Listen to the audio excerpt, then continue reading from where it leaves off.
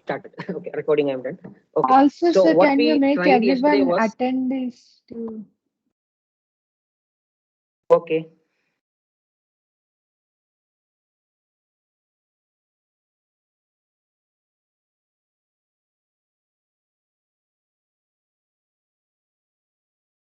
Okay. So we'll talk in between. I mean, at least can you try connecting to one user and then I mean, if you have to do the lab part, I need this setup to be done because I'm going to explain all in terms of MySQL because that's quite easy. You don't have to set up complicated Oracle and then it is quite easy to run multiple MySQL servers among your friends and then connect each other and then make a distributed database. So even when you are taking up the project, it is quite easy. So that's why I thought we'll try with MySQL. And most of the tools what we require, we will get it online um, easily. So I just want you to do this much at least. I mean, connecting to one single database and then setting up as because without that it will not work. Today, I thought I'll talk about making the MySQL to make a replication server across a network and then try to synchronize those two. Like when I modify the content in the first server, the same modifications are done on the second server also, because that is the first part what we are going to do. Second part is what distributing the data and then inserting as well as retrieving the data from those two or multiple servers. Okay. So the first step, what we thought is we will do replication, but um,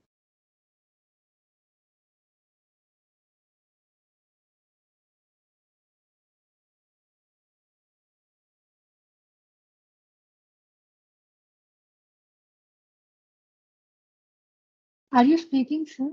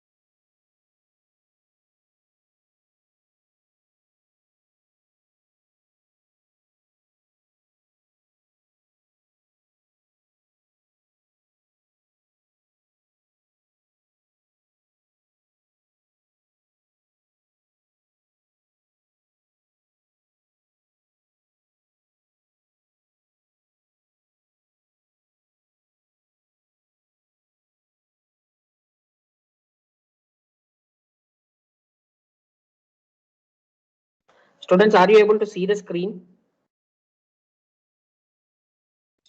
Okay. Yes, sir. Advanced setting sound muted.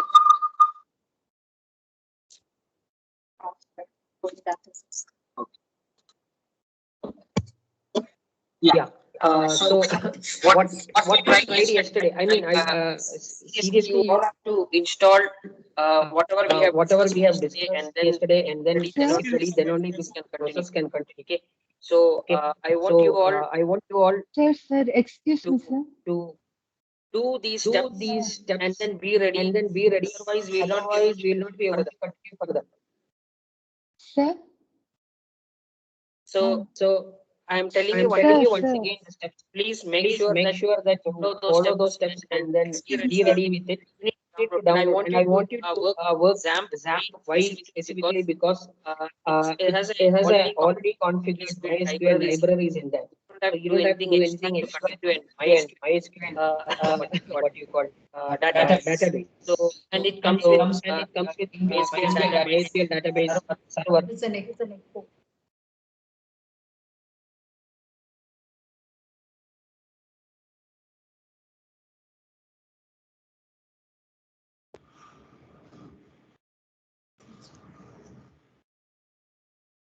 Okay, now you are able to hear, I believe. Yes, sir. Now it's fine. Okay. Yes. So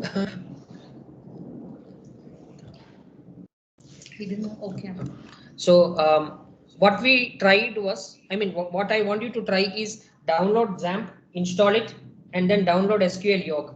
Your MySQL server is already installed with XAMPP, and then connect to a single database, what is there in your local host, and then retrieve data as well as insert data. This process at least you should have done when you are coming for the next session.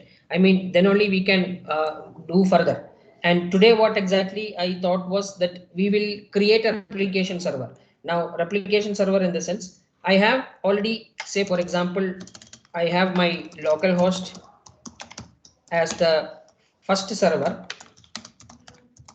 Okay, and I'm going to access this for running my application. Now I want to have a backup at some place wherein I wanted to make sure that whatever transactions I do at the same point of time is getting modified in that backup server also. So the best way to do that is create a replication server.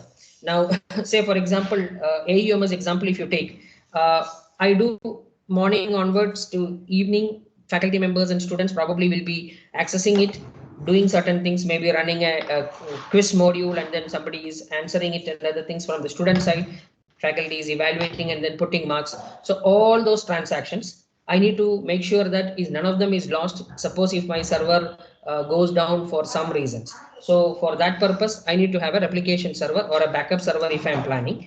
In most of the databases, relational databases, there is an option to create a replication server.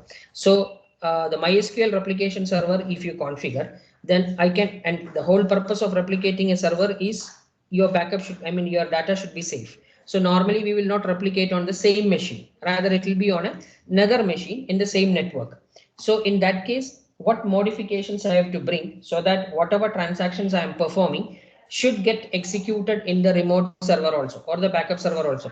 So say for example, from my PHP code, if I am saying that insert into table 1 some data, okay, now that SQL statement when I execute, a copy of that SQL query should run on the remote server also, so that both the database tables are updated the same way. Okay, so to do this in MySQL, there are different ways to do it. One simple way to do that is you have a file called my.cnf, which is a configuration file for MySQL when you install in Windows or Linux or whatever platform it is. This particular file, my.cnf file. Now, if you install MySQL server in Windows, typically it gets installed into the primary drive, that is C drive, and then you will find either in program files or program 86 files a folder called MySQL. Inside that you will have a bin folder. So either in the bin folder based on versions of MySQL what you are installing, or you will have an etc folder. In that you will find a file called my.cnf. Now this my.cnf file is the one which controls most of the configurations details of MySQL. Not all, because there is my.ini file also is there, which is the one which initiates your server when you are starting. Okay, so this CNF file, you need to make few modification. That means when I'm creating a replication, I will have a master and slave server. The master server is the one into which your application is talking first. Okay, and suppose if I make a master and slave servers, whatever transactions I'm performing in the master, it will get reflected in the slave also. So I need to create that master. So for that purpose, I am first creating a log. Why this log is required? Because this log, whatever is getting created in the master, will compare periodically with the log what is there in the slave also. And if there is a variations, that will be treated as an anomaly, and that will raised back as an exception to the user, saying that there is some transaction syncing problem happened between master and slave. And then you need to have an entire different process of synchronizing two databases together. Okay, very rarely happens. Maybe because of network error is what normally this happens. So the ideal place where you can find all the log files for any of those Linux systems or Unix systems is VAR. In VAR folder, log files. Now uh, this is directly talking in terms of I have an MySQL running in a Unix platform. Suppose if it is a Windows platform, then this var log MySQL bin.log file will be available inside the MySQL folder where you have installed MySQL. Say like while installing MySQL or XAMPP, you might have asked that what is the location where you want to install. Suppose if you have selected C drive, so in C drive under exam, you will find a folder called MySQL. Inside that only you will find all these things. var or etc, all folder names you will find similar to the one what you can find in a Unix platform. Okay, so now inside that log you will have a log for MySQL bin.log. Now this log file um, contains every transaction details, not only your insert or update, rather if you are accessing the server with a connection, like a user is logging into the applications, and that time he might have used to use this username and password to verify that action, everything is getting logged in. Say like if I have written a connection statement, like in the previous case we had connection statements written, right? MySQL connect. So the time at which this particular MySQL connection is created, that information also you will find in the log file. Every transactions when I say doesn't mean only related to insertion, deletions or updations. Rather, every operations what I perform on my MySQL server will be logged into it. And this will be periodically synced. Periodically synced in the sense, normally every 3 hours, this log file will be compared with the replication server's log file, and any anomalies there, raise it as an exception. That's the normal case. And the default duration for that log file to have, I mean, an entry in a log file is 10 days. So on after 10 days, what happens is that log file can get overwritten by the new content, size, and other things if we are adding. Those are some additional requirements. Then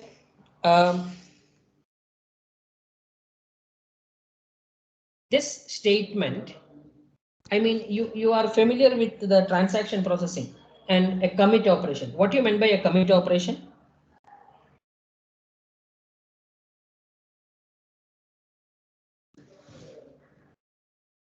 Students, the different SQL. What is a commit operation? Commit. So transaction is committed to the log file. Okay. TCL. Yeah. So what exactly commit operation used for? I mean, for what purpose we use log file? Okay. So now Changes are saved in yes. the log. Yes. I was saying, sir, like sometimes we are hearing an echo, like.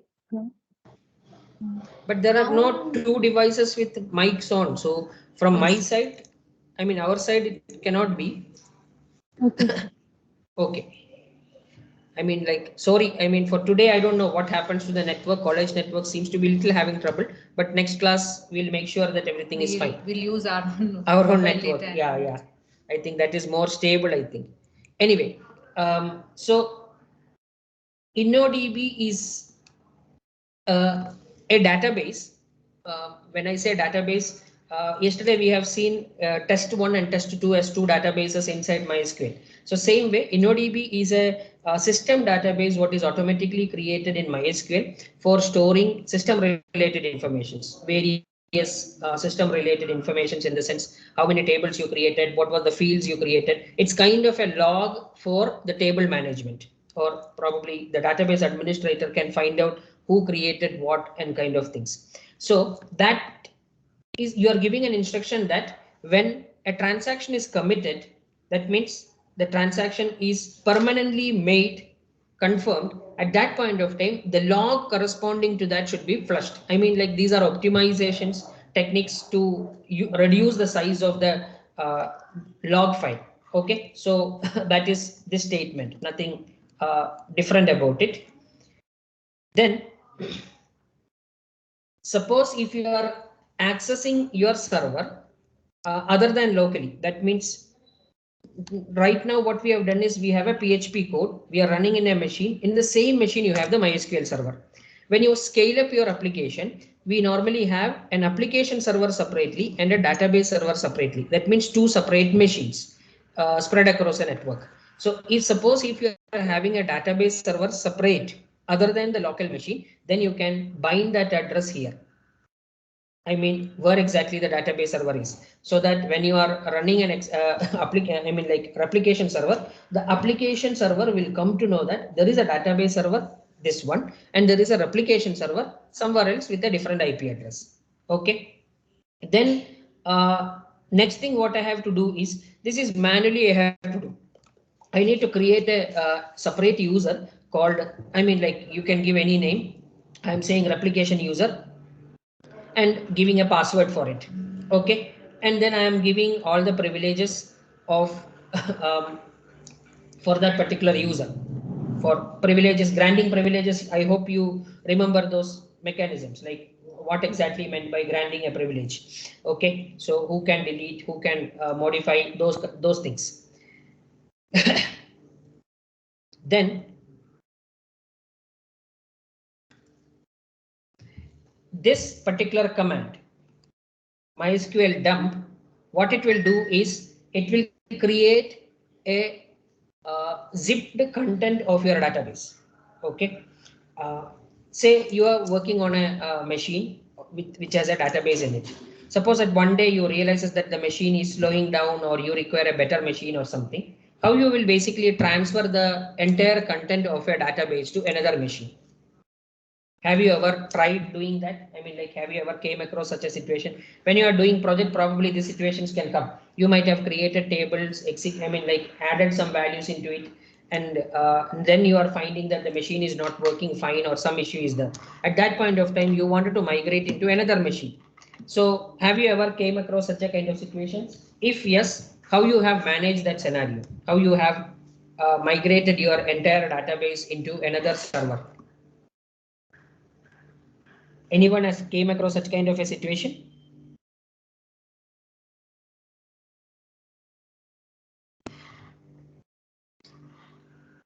Okay. One way to do that is, yeah, Sriram, you were saying something? Normally, like, what I did is use export option. Yeah, like they have a direct option called export. So I use it. Okay. Okay. Yeah, you can export to a remote machine. But when that is possible, doable only when the size of the database is within a limit.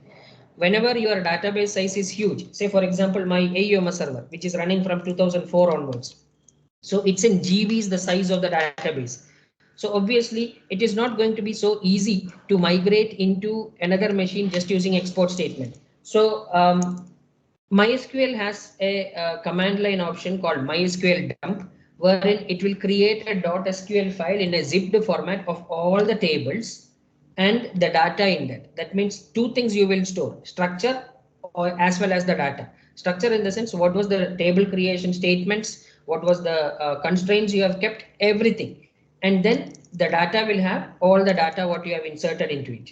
Okay, so entire thing as a .sql file in a zipped format, that means compressed format, and then that you can share it to any other machine, and there you have an options to unzip it or decompress it and then put it into the database table.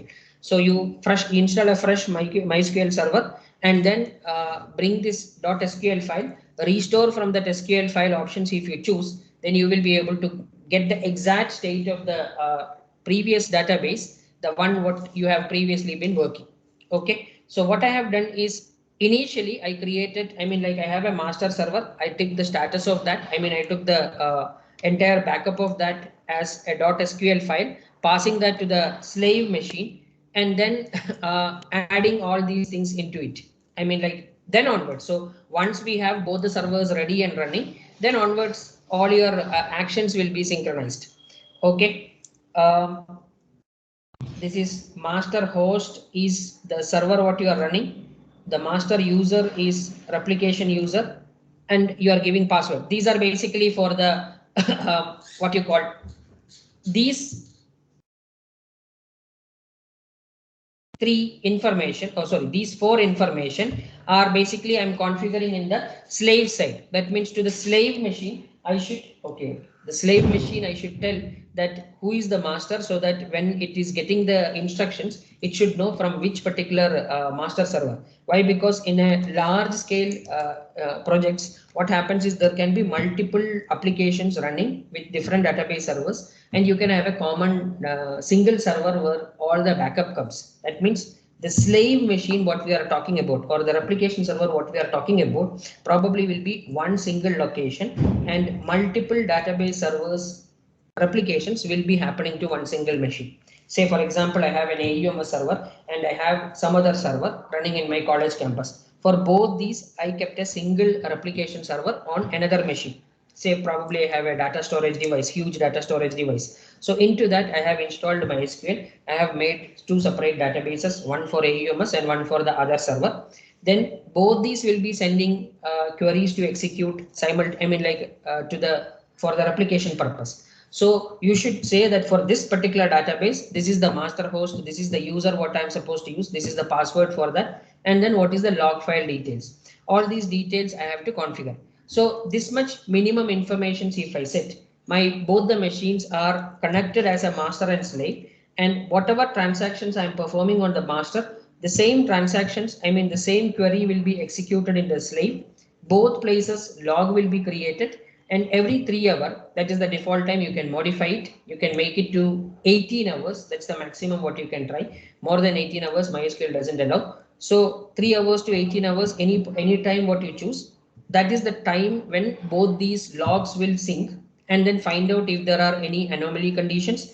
If it is there, raise that to the user so that the database administrator can start the synchronization process of these two servers. So even though when I explain this, it looks little complicated. What we will try to do is, if by next lab, if you all install MySQL and XAMPP everything, then if anyone's IP address I get, I can start a master server here, and I can make that machine as a slave or the reverse, and then we can try syncing so that you will understand that in your database, when I am performing an action here, my database tables are getting updated, and your database tables also is getting updated simultaneously with the same content. If we create a single table, say for test or something, and I insert some values, the same values getting reflected there without any explicit actions performed by you at that side, just because these are connected as master and slave. That we can try out. Okay, and I want that to be in a different network, not in the college network, because then it is quite easy. Only when it is come across an internet, I will have all the challenges what is coming up, and the same setup you can use it for completing your project also, because probably there will be 3 or 4 members in a team. So all the 3 can create separate servers, and instead of master slave relations, we will make it fully distributed, like all the 3 will be distributed servers, and then synchronizing processing transactions at the same way in all these different places. Okay, so that we can try out.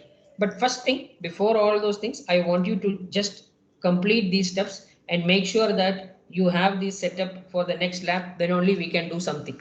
Okay, and one big request, see, this is more of a hands-on kind of a scenario, so you need to interact, otherwise I will not have any clue what is happening on the other side.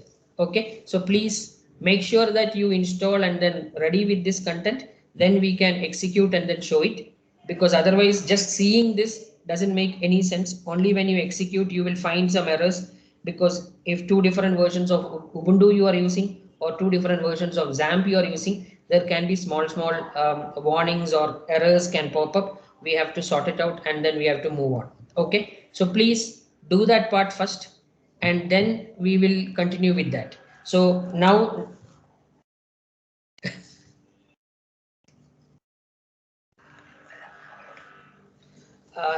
so can we try now downloading XAMPP and then installing it at least?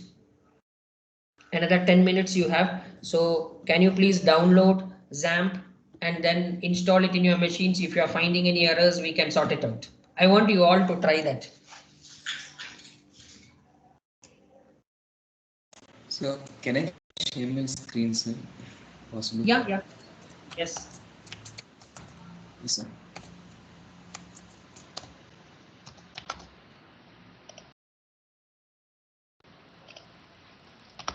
Yes, so this is yesterday's program. Trying to run it. It throws error over here. Like everything's running properly in SQL, Apache servers, and all.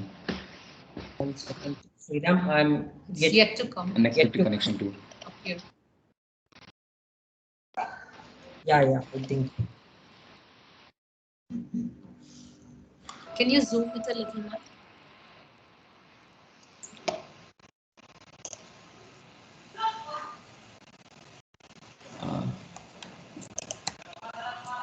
I don't think in VS Code I can. Yeah. Fine. That's fine. Leave it. It's okay. We can see. That's fine now, man. It's okay. You leave This is those fine. menu items. Sriram, you can do Control plus. It should be working. Can you try once? It works in Windows. I'm not sure of Linux. That's okay. You can move we are close to the system now. Sriram, one small doubt. You are getting only error in the case of connection 2, right?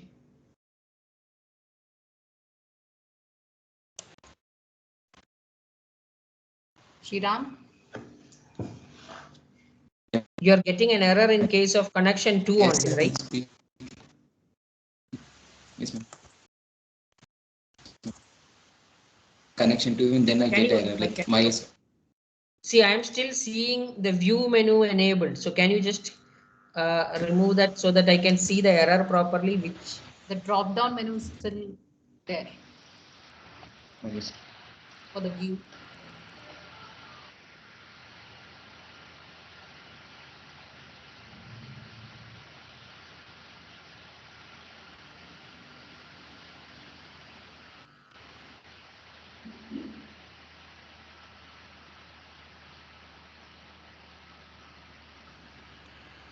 yeah. It says unexpected variable connection to line number 10. Can you scroll down a little bit? I mean line number 10. Yeah.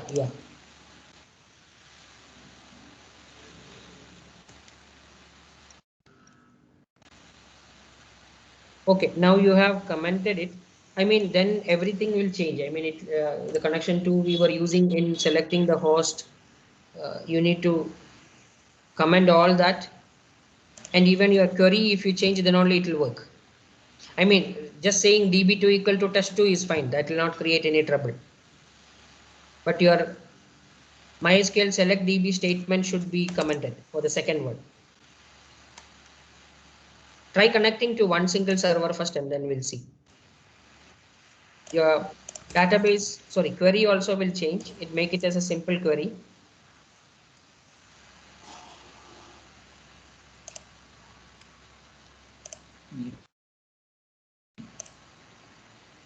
Name Yeah. salary is for the first time. I mean, but if you are connecting to only one single server, name and salary will not come together.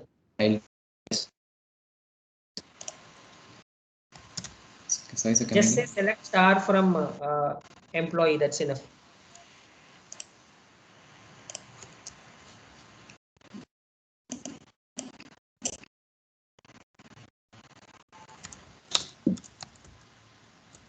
Okay, other guys, please download XAMPP.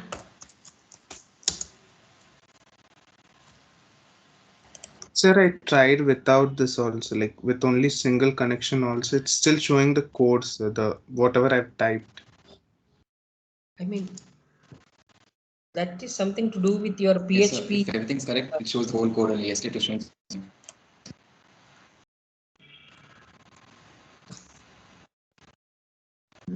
You have I mean, like you have started the Apache server. Yes, sir. I mean, its server is Yes, running. Yes, sir. Server is running. MySQL is also running. Okay, and then open a browser and then type localhost. Are you getting the Apache page? Yes, sir. You are getting the In- Apache page. Initially, it was coming. Now it's directly redirecting to the thing, the page. Directly redirecting. Have you modified anything in the Apache server files? No, no, sir. I haven't modified anything except that extra folder to have this index page. Nothing Okay, else. so you type localhost / that folder name, right? Yes, sir. And the name of that PHP file is index.php. Yes, sir. Okay, fine. So if you mention only up to localhost / folder name / you should be getting this content of this file. But instead you are getting the original PHP file itself. Yes, sir. I mean, like Sriram, you are getting that way. Can you just share the screen? Same. It's exactly the same as how Vishnu told, sir. It was happening with me yesterday, but today I'm getting errors. Now Same thing what because error he you are didn't put the statement, sir. No, so the reason why Vishnu is getting that error is because like the whatever code you gave, you just copy pasted the same thing. Vishnu just add this PHP question mark PHP this thing and this thing towards them. Then you start getting PHP errors.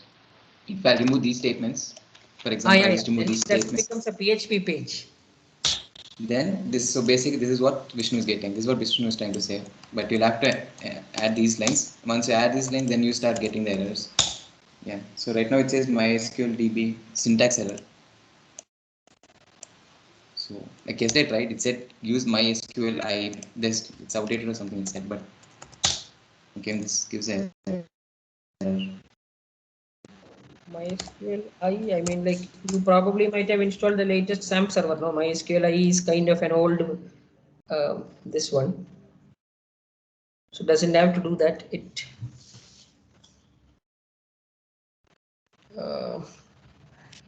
Definition. can you just check in your where you have installed XAMPP? Do you have a MySQL folder?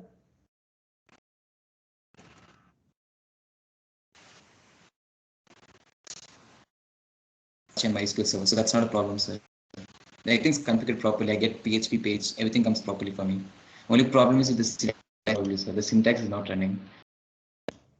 I tried other PHP codes yesterday. Hello world programs, right? It ran properly. This PHP Normal PHP code program isn't is running. working, right? So problems with the syntax of the code only, sir. Yeah, that's what Sriram. The normal PHP code is working fine. You are not seeing the PHP page, rather you are getting the output itself, right? Yeah, I'm getting the output. Okay. Can just share me this screenshot of that. What is the error you are getting? I mean, like you are showing me now just the set of errors what you are getting, no? When you make a PHP page, what the error screen what you were getting? Just share that screenshot in this chat. I'll just reply to that. Okay. Yes. Yeah. I mean, same thing for Vishnu also, right? Same set of errors. Yes, sir. Yes, sir. Now the error came. Like. Yeah. You make it as a PHP page. Now the error came. Okay, fine. Just post anyone. Just post that screenshot. Yeah. Sriram has already sent.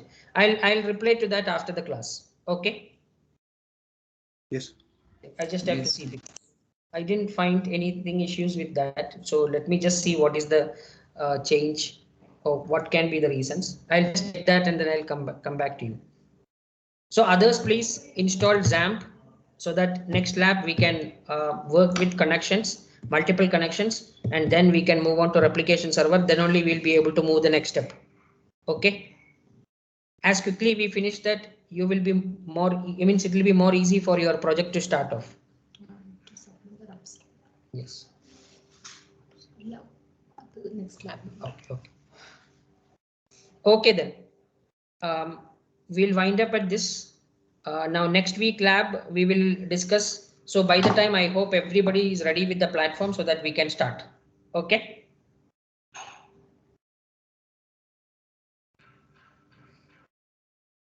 Students respond. Okay, sir. Okay, ma'am. Yes, sir. Okay. Okay then. Thank you. Thank